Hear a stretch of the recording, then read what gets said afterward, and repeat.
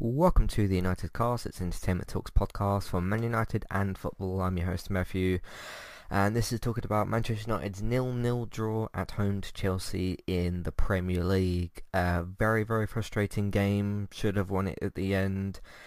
I was kind of thinking in the 80th minute, like, okay, what do I say on a 0-0 podcast? Because there's no goals to talk about, unfortunately. Not even any offside goals or any penalties or anything really. I think there's a lot to talk about today in terms of performance, and some questionable decisions from Ole Gunnar Solskjaer as well. I thought we just sort of lacked that killer instinct today. I thought, the last sort of 10 minutes, you're looking at all the different crosses that were put into the box, good bit of passing from the different players, just didn't quite get that. We had a couple of chances, but no sort of clean through on goal, clear-cut chances, apart from Rashford's in the first half, which was sort of clean through. There was a player next to him, wasn't there? So I thought that was whatever. Just got to get straight to the players, really, not the player ratings, but talk about a few specific players. I thought Fred had a blinder today. I thought this was one of his best, if not his best game in a United shirt. I thought McTominay was pretty poor today. I thought Dan James was both a mixture of unlucky and not great at certain times. I think you've got to look at this United team at times and realise, okay, sure, you need different types of players for different types of opponents, different teams play in different ways. Manchester United need to adapt to that by using what they've got to hand. I just think some players didn't really fit in this game. I look at McTominay and James and I think, okay, maybe they're your sort of impact subs in a way, but I don't think that they really fit this type of game, and that's one of the problems as well when you look at our team and sometimes our selection. If Ole gets his team selection wrong and the players that he chooses don't fit into the game, it's going to actually make those particular players look worse. And I'm speaking about McTominay and James in this particular situation. Kind of with Mata as well. I don't think Mata played poorly today. I think he actually played all right, but this isn't really a one Mata type of game, or a Juan Mata type of game. But overall, it's very frustrating. Sort of heart-pounding, final 10 minutes or final 4 minutes really. I thought that was kind of interesting. Great to see Cavani finally on the pitch. That was really good, and it just brings a question as well. What on earth has Donny van der Beek got to do to get into this team? I'm looking at that team in the last 10 minutes and thinking like, okay, Pogba's on so-so, Bruno always working hard, Fred working really hard, playing really well, McTominay's just doing bad pass after bad pass. Get McTominay off of Van der Beek and maybe you can kick on and do something to sort of have those two utility players in there, Fred and Van der Beek, and then obviously you've got you then have Fernandes as your sort of attacking player. Rashford I thought had a fairly good game today. I thought this was also Lindelof and Maguire's probably best performance together in quite some time. I do remember talking about the Newcastle and PSG games. I can't remember which way around it was, but they both played separately in each game and they had a better performance. And I remember saying on those two podcasts, I think it was mainly on the second one, on the PSG podcast, said that, okay, Lindelof and Maguire can be good at times. They've been very shaky in the last couple of months. Don't get me wrong, I've certainly noticed that. The Tottenham game is a clear example, and the Palace game as well. But he went with the risk. They played okay today. I thought they were fairly good. Luke Shaw I thought looked good. Wan-Bissaka I thought had one of his, not one of his best games, but one of his better games certainly. So Chelsea on the other hand attacked really well. They pressed really well against us. They defended relatively well. One of the problems that's been known for Chelsea this season, and I don't watch Chelsea games, but I watch quite a lot of football highlights for the games that interest me anyway. And they've just been notably bad at defending this season. So have we as well. So it was quite interesting to go into this game and to note that, we haven't been defending that great. We've let in a lot of goals. Chelsea haven't either. So what's that going to kind of add up to? And it added up to a 0-0 because both defences actually kind of showed up, which was interesting. But it's just a very frustrating game. and we'll have to see how we kind of push on to, I think it's Leipzig we play against on Wednesday, and then we've got Arsenal next weekend. So a couple of tough games coming up. But how do I feel about this game? Just frustrated. I felt like we could have and should have probably nicked it at the end, and we just didn't quite get that little bit extra in there. There was a couple of good bits of play towards the end, a couple of poorly placed passes as well. But for the most part, I think we had relatively good ideas, but we just didn't really have that killer edge to sort of execute those ideas. So I don't have too much necessarily to say about the game itself. I'm looking forward to getting to player ratings, but there wasn't too many sort of controversial VAR things or whatever. I mean, there's two that I mainly should talk about.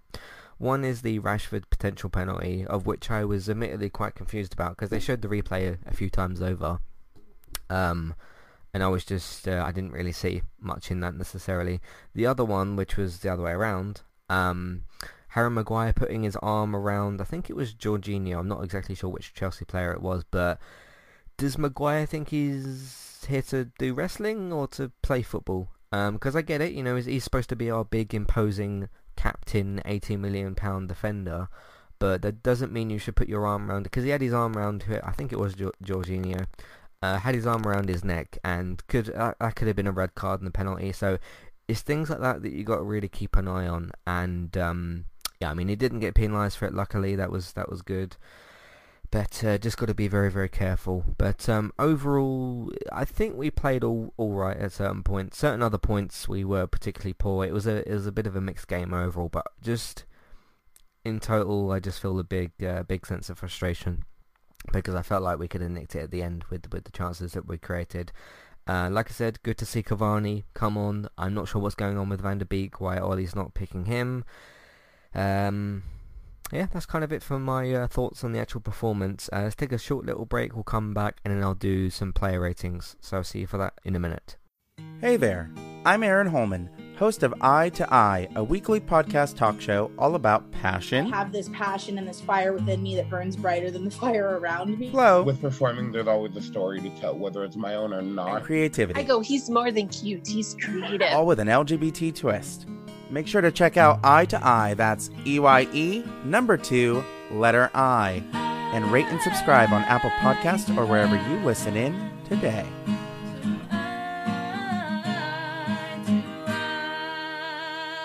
I'm Christy. And I'm Jackie. And we are Killer Fun. We explore the intersection of crime and entertainment every other week. For as long as people have been communicating, they have been talking about who did what to whom, and is that socially acceptable? Because the boundaries of society, crime, and entertainment have always gone hand in hand. The more salacious, weird, the better. From books and movies to television shows and games, we look at how life and art imitate and inform one another. And we can't get together and not laugh. So let's face it, there's going to be laughing. Killer Fun is available anywhere you listen to podcasts, so join us.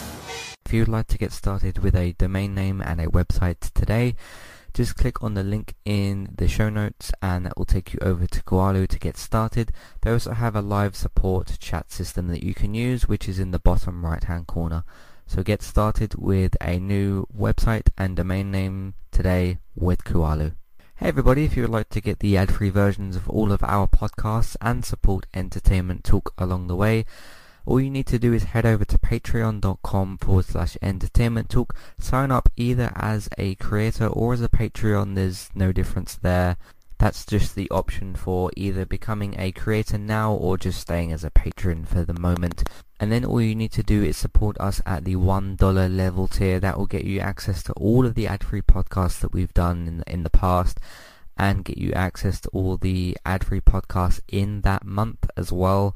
So it's a great way to support us on Entertainment Talk and to get rid of the ads and get your ad-free podcasts. You can also become a patron at the $3 level tier. That gets you access to ad-free podcasts and allows you to redeem a review of a TV show or a film of entirely your choice. That's one per month for either a TV show or a film review, which is at the $3 level tier.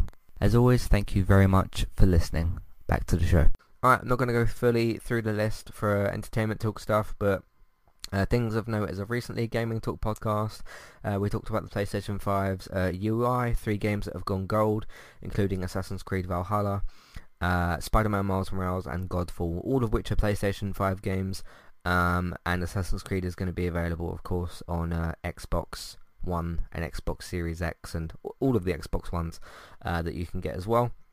And we talked about a bunch of other things. 2 Walking Dead shows that we're doing, Fear the Walking Dead and The Walking Dead World Beyond, both of which are up to date with the newest episodes. Season 6, Episode 2 for Fear the Walking Dead, and Season 1, Episode 3 for The Walking Dead World Beyond. So those are those that are kind of up to date at the moment. We'll be back next week to talk about the next episodes. Breaking Bad Season Finale Podcast, Season 1, Episode 7 for the Becoming Heisenberg podcast.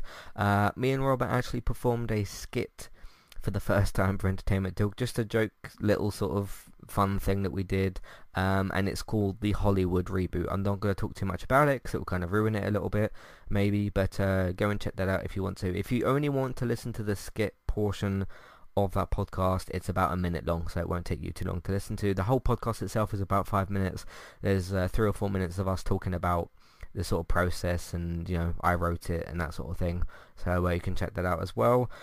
That's pretty much most of the stuff at the moment on entertainmenttalk.org and on podcast platforms. Let's get into player ratings. De Gea didn't have a terrible amount to do, didn't make any spectacular saves. There was a couple of shots that really did go straight at him. I think Pulisic had a shot and a couple of other players as well. I'll give him a 6. He was, did his job, didn't let a goal in, and it's difficult to give player ratings to goalkeepers sometimes, but he did his job at the end of the day and didn't let a goal in, which is good. Wan-Bissaka, I'll give him a 7. Thought he was good. I still think he's got a little bit of trouble going forward, putting those crosses in, but defensively he's just pretty incredible at the moment, so I'll give him a 7. Maguire and Lindelof, I'll give them a 6. Actually, no, I'll give them the same rating as Wan-Bissaka. I can't really think of too much that Lindelof and Maguire did wrong necessarily, apart from Maguire thinking that he's doing wrestling instead of playing football, but obviously he didn't get penalised for that. But yeah, they had an alright game together. I don't want Ollie to think though that, we didn't let a goal in. I played Lindelof and Maguire at the back. We should do that every week. No, I think you need Bailey and certainly Tuanzebe in this team. I think that could work pretty well. But we got options, which is good, excluding Phil Jones, because Phil Jones is injured anyway. So just forget about him. Luke Shaw, give an 8-2. I thought he had a really good game. Just edged it for me in terms of the defensive players, the back four. Got forward really well. Lacked slightly on the pace front at certain points, but not to any particularly bad result. So yeah, I'll give him an 8. McTominay, I'm going to give a 5-2. I thought his passing was dreadful. His tackling was alright at certain points, so that's why I'm giving him a slightly higher score than something like a 4. But his passing was just so off today. He really, those last 10-20 minutes, he really needed to come off of Van der Beek. That was such an obvious substitution, and Ollie didn't make that. So I'm not sure particularly what to make of that. But yes, I thought McTominay's passing was very, very poor at certain parts today. So Fred, I'm going to give the man of the match to 10 out of 10. I thought that he was incredible all around, hard worker, really good passing at times, tackled really well. Just he always seemed to be, when a player was looking for the pass, he always seemed to be there. And for a sort of utility type of player, he was everywhere today. He was tackling, he was available for the passes when he needed to be, and it was very, very noticeable for me today. So there's that. Mata, I'm going to give... What do I give Mata? He didn't really get into this game. He didn't do anything particularly badly. This wasn't really the type of game for him either. See, that's what I was talking about earlier, right? If Ole picks a player who isn't going to be suitable for that game, and they look worse, but they don't technically play worse, so one Mata in this situation, what does that mean for that player's performance? I'll give him a 6.5, I think. Again, he just didn't really fit into this game, but he didn't do anything particularly wrong, so I can't really punish him for that necessarily.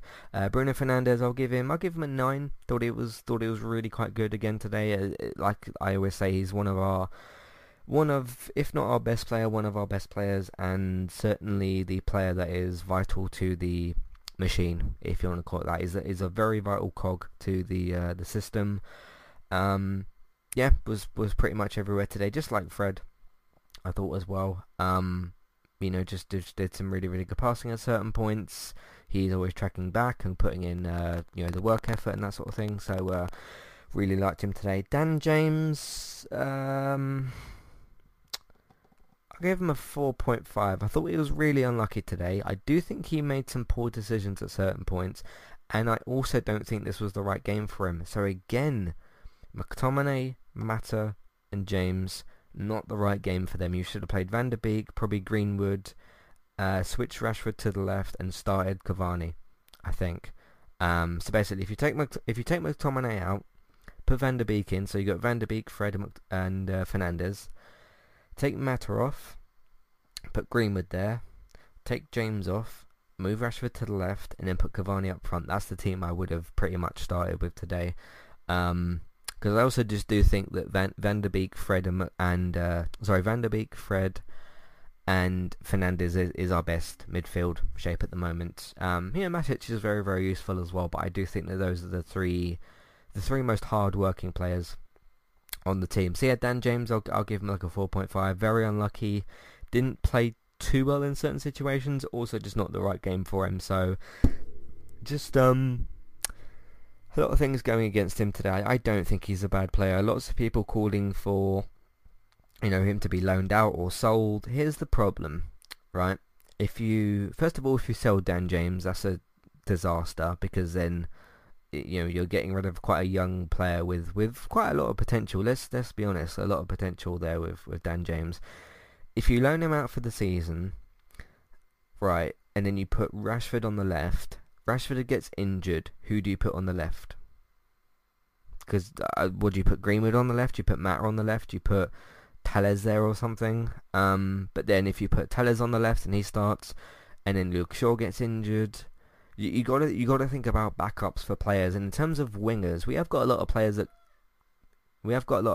could play on the left, but like you don't want to start moving like Martial to the left, and then you've got Greenwood and Cavani, but then that sort of takes away from Martial's progress as a striker. There's too many things to think about in terms of the wingers, because the people you should be playing on the wing at the moment: James, Rashford, Mata, Greenwood. So you got 4, right? You take one of them away, you got 3, and then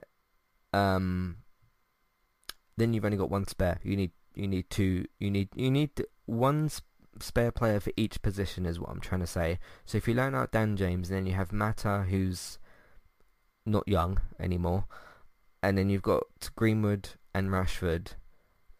So you loan out Dan James, Rashford or Greenwood or Mata gets injured, and then you're down to 2. It doesn't make sense to me. Even if you loaned out Greenwood or Rashford or Mata, or sold one of them, if you get rid of one of them 4 players, is what I'm trying to say, either for loan or to sell, it's not a good idea, because you need spare players, is what I'm trying to say. Yeah, Dan James 4.5. Rashford played actually pretty well today, I thought. Made a couple of poor passes here or there. I'll give him an 8. Thought he was pretty good. Again, he doesn't seem distracted by all the good work that he's doing with the helping children with starvation and child poverty and all that sort of thing, which he's doing a tremendous job with. He doesn't seem distracted by that. I thought he did play pretty well today, and he did almost score right at the end. So Rashford's one of them interesting players where sometimes he doesn't seem like he does a lot, and then he just has that spark moment. PSG, 88th minute, scores a goal. Chelsea here, 86th minute, almost a similar time of goal, time in the game, has that shot against Chelsea, and it could potentially go in. So he's sort of sometimes he can be a little bit quiet, but then he can just have that sort of moment of spark. Greenwood can be a little bit like that as well. They're very similar in certain ways. I know they're a bit different in terms of their actual type of player, but they're very similar with like chances and that sort of thing. So, but anyway, that's my thoughts in this game against Chelsea. What do you think for player ratings? What do you think in terms of what I said about spare players and numbers of players, and if you start loaning or selling out too many players or the wrong players, and then you get injuries or tiredness or suspension, and then you end up running out of options, what do you do then? I don't know, but we should just keep the players that we actually need. So, and also, what do you think of Donny van de Beek's absence on the bench? Didn't look particularly happy today. They did cut over to him at one point. Just looks frustrated, and I'm fully with Van de Beek or Van de Beek. I'm not sure how you say his name. I think he should have played today. Come off for McTominay. I think he should have started because again, I think that our best three, say middle midfielders, Fernandes, Fred, and Van de Beek, I think would be a great combination. So I don't know, but it's those decisions are on Ollie. That's got nothing to do with the actual players. If you put on the pitch, you got to do the job. If you're not on the pitch, you can't do the job. It's pretty much as simple as that. So, anyway, thank you all very much for listening. If you do want to send in those thoughts, feelings, questions, comments, or maybe concerns about Manchester United or anything related to Entertainment Talk, Matthew at entertainmenttalk.org, Twitter eTalkUK. There's a contact page and information in your show notes. We travel to, let me just quickly check, scores. We do play on Wednesday next week instead of Tuesday. Group H, Leipzig at home, 8 p.m. Wednesday, so I'll possibly do a podcast straight after. I don't know, but we will see. And then I'm pretty sure we're playing on Sunday because I can only scroll up to Saturday on the Sky Sports app, probably because it's a Saturday and I can't scroll past 1 week. It doesn't show us playing on Saturday, so I'm assuming that we're playing on Sunday, so we'll see. But thank you very much for listening. You can find everything that we've got on entertainmenttalk.org. If you want to check out everything that we've got on there, that would be very helpful or very good.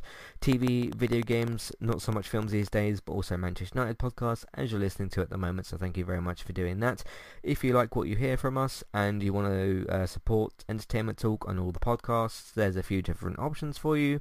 Patreon, you can have a look on there, the $1 and $3 level tiers for instant podcast, ad-free podcast, and review options. Amazon affiliate link if you're doing your Christmas shopping, or if you're buying a new Christmas tree to put up before Halloween starts. Whatever you want to buy on Amazon, we can get a small cut of what you spend, but it won't cost you extra. Maybe you are buying stuff for Halloween, I don't know, but regardless, whatever you're buying on Amazon, we can get a small cut of what you spend. It won't cost you extra.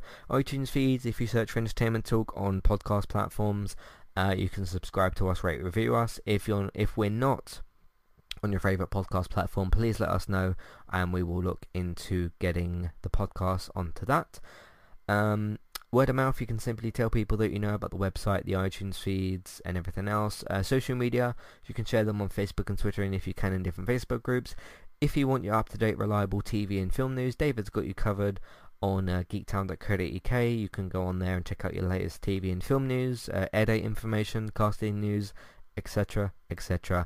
Geektown Radio's the weekly Geektown news podcast for TV and film, gets released on Tuesdays.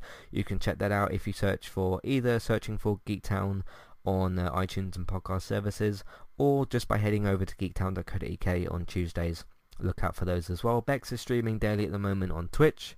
Trista Bytes, Trista Bytes. If you follow her, subscribe to her over there, that would be great as well. And also look out for Let's Play Sunday episodes. Thank you very much for listening. Let's see what we can do against Leipzig, I think they were called, on Wednesday. Thanks for listening, and I shall see you next time. Goodbye.